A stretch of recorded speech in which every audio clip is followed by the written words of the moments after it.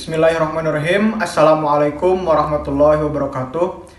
Selamat siang teman-teman semua. Salam sejahtera bagi kita semua.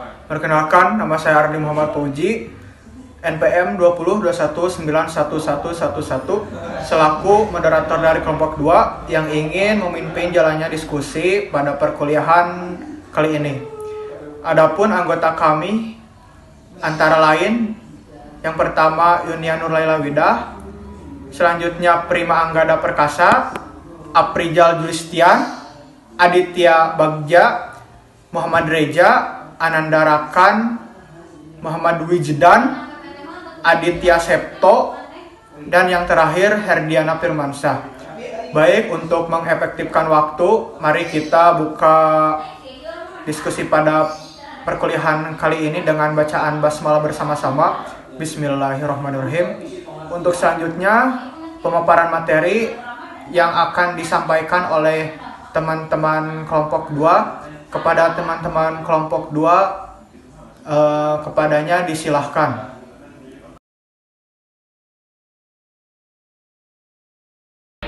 Koordinasi adalah kemampuan untuk mengontrol gerakan tubuh. Kemampuan koordinasi gerak secara umum antara anak laki-laki dengan anak perempuan tidak berbeda sampai umur 11 tahun. Pada umumnya, anak laki-laki lebih baik dalam melakukan aktivitas yang memerlukan kekuatan dan gerakan-gerakan yang melibatkan otot-otot besar atau gerakan kasar. Misalnya, menendang atau melempar bola. Sedangkan anak perempuan lebih baik dalam melakukan aktivitas yang memerlukan kecermatan gerakan, misalnya memasukkan benang ke lubang jarum.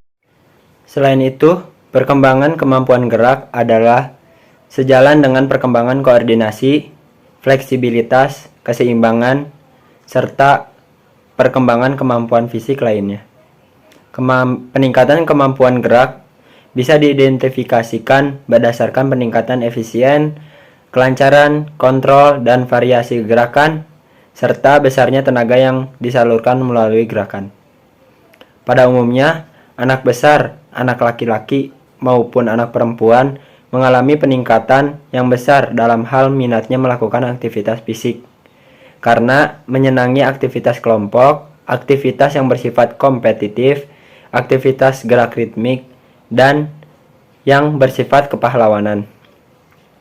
Anak besar memerlukan aktivitas gerak yang beragam yang bisa meningkatkan kemampuan fisik, keterampilan, kreativitas, serta sifat sosialnya, menurut Sugianto dan Sujarwo.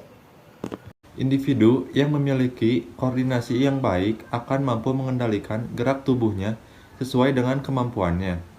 Pada masa anak besar, kemampuan koordinasi gerak berkembang dengan baik. Cara menilai kemampuan koordinasi gerak ini berdasarkan kemampuan melakukan gerak-gerakan keterampilan. Contoh koordinasi mata dan tangan, gerakan koordinasi tangan dan kaki, gerakan koordinasi tangan kanan dan tangan kiri, dan sebagainya. Pertumbuhan fisik yang relatif lambat dibanding masa anak kecil ataupun bayi. Menguntungkan dalam hal peningkatan koordinasi, masa anak besar merupakan masa penyempurnaan keterampilan melakukan gerakan-gerakan dasar. Gerak-gerak dasar yang sudah mulai dapat dilakukan pada anak kecil makin dapat dilakukan dengan baik dan semakin bervariasi pola geraknya. Keterampilan anak laki-laki dan anak perempuan sampai usia kurang lebih 11 tahun relatif belum besar perbedaannya, namun ada kecenderungan bahwa anak laki-laki lebih baik dalam keterampilan yang memerlukan kekuatan atau melibatkan otot-otot besar, sedangkan anak perempuan lebih baik dalam melakukan keterampilan yang memerlukan kecermatan atau melibatkan otot-otot halus, serta melewati usia 11 tahun perbedaan keterampilan semakin besar.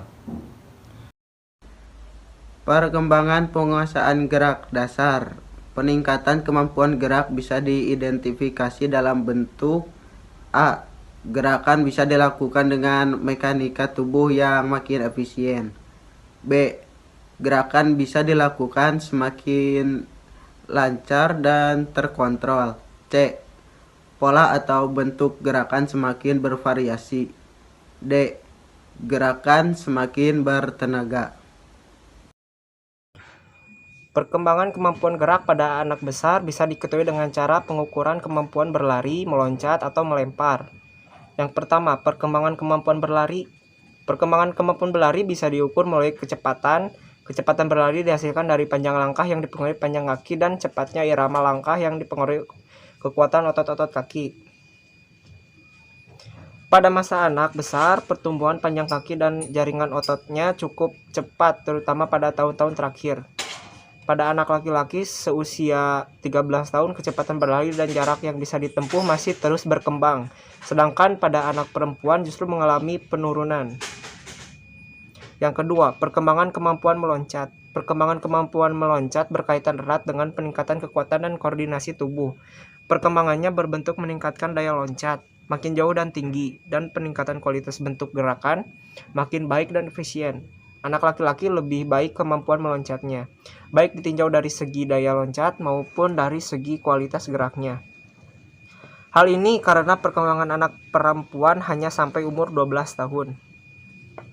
Yang ketiga, perkembangan kemampuan melempar. Kemampuan melempar bisa dinilai dengan cara mengukur jauhnya lemparan, juga ketepatan melempar suatu sasaran. Perkembangan kemampuan melempar dipengaruhi pertumbuhan lengan dan bahu. Anak laki-laki sampai 17 tahun masih terus meningkat, sedangkan anak perempuan hanya sampai umur 14 tahun.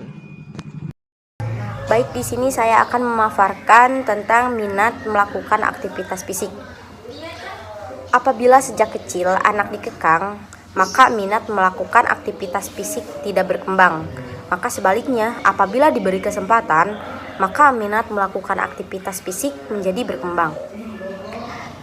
Minat berkembang dengan cepat pada tahun ke tahun terakhir, masa anak-anak besar ini dan awal masa adolescensi, baik pada anak laki-laki maupun anak perempuan. Di dalam anak-anak melakukan aktivitas fisik dipengaruhi kecenderungan sifat yang dimiliki. Antara lain, yang pertama, kemampuan memusatkan perhatian pada suatu macam aktivitas yang sedang dilakukan makin meningkat.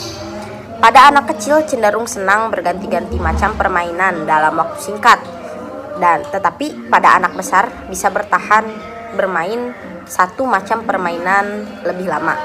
Yang kedua, semangat untuk mencari pengalaman baru cukup tinggi. Anak yang sebelumnya hanya senang bermain di sekitar rumahnya, memasuki masa anak besar mulai senang menjelajah tempat yang jauh dari rumahnya. Sehingga anak ini bercerita tentang bangganya mengenai pengalaman sesudah bermain ke tempat yang jauh. Dan yang ketiga, perkembangan sosialnya makin baik. Anak besar menikmati situasi bermain bersama teman-temannya.